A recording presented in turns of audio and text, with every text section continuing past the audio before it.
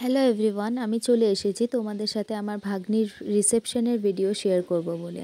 তো এখানে দেখতে পাচ্ছ যে আমরা সবাই মিলে গাড়িতে চড়ে গিয়েছিলাম আমার ভাগ্নির রিসেপশন অ্যাটেন্ড করব বলে। তো আমরা ডেস্টিনেশনে পৌঁছে যাই। পৌঁছানোর পরে এখানে দেখতে পাচ্ছ যে আমার ভাগ্নি বসে রয়েছে, আর ওকে কতটাই না মিষ্টি লাগছিল সেদিন দেখতে। বিয়েতেও খুব সুন্দর লাগছিল, প্লাস ওকে বৌভাতের দিন মানে রিসেপশনের দিনও খুব সুন্দর লাগছিল। এখানে কিছুটা ক্লিপস নেওয়ার পরে আমরা চলে যাই টিফিন খেতে, কারণ আমাদেরকে ওখানে ডাকা হচ্ছিল টিফিন খাওয়ার জন্য। তো এখানে যখন আমরা টিফিন খাচ্ছিলাম তখন দেখতে পারবে যে বৌদির হাতে কতগুলো টিফিন রয়েছে। না, পুরো টিফিনটা বৌদি খায়নি, ওটা অন্য আরও লোকজন আসবে বলে বৌদি নিজের হাতে রেখে দিয়েছিল। তারপরে আমি বৌদির সাথে কিছু ভিডিওস নিয়ে নিই। তো এখানে আমি প্রত্যেকটা ভিডিওই আমার আসতে খুব বেশি লেট হচ্ছে, কারণ আমি এতটাই ব্যস্ত ছিলাম কিছুদিন ধরে যে আমি তোমাদেরকে টাইম মতো ভিডিওগুলো দিতে পারিনি।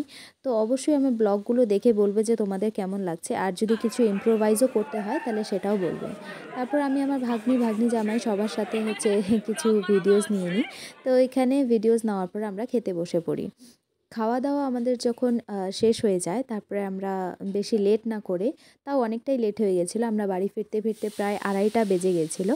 তো এখানে আমি সবাইকেই দেখানোর চেষ্টা করেছি যে সবাই এখানে বসে খাচ্ছিল, এখানে আমার পুরো ফ্যামিলি রয়েছে। তো খাওয়া দাওয়া শেষ করার পরে আমার ভাগ্নির কিছু ফটোশ্যুটও হয়, সেটাও আমি তোমাদেরকে দেখাবো। তো ফটোশ্যুট হওয়ার পরে ভাগ্নি এতটাই বেশি টায়ার্ড ছিল সকাল থেকে যে ও পড়ে যায়, মানে ওর মাথা ঘুরিয়ে ও পড়ে যায়। তো এখানে দেখো যে আমার ভাগ্নির তখন ফটোশ্যুট চলছিল। এই ফটোশ্যুটগুলো করার কিছুক্ষণ পরেই আমার ভাগ্নি এখানে পড়ে গিয়েছিল। বাড়ি ফেরার সময় আবার দিদির কান্নাকাটি শুরু হয়ে যায়। এখানেই আমার ভাগ্নির পুরো বিয়ের ভিডিও শেষ।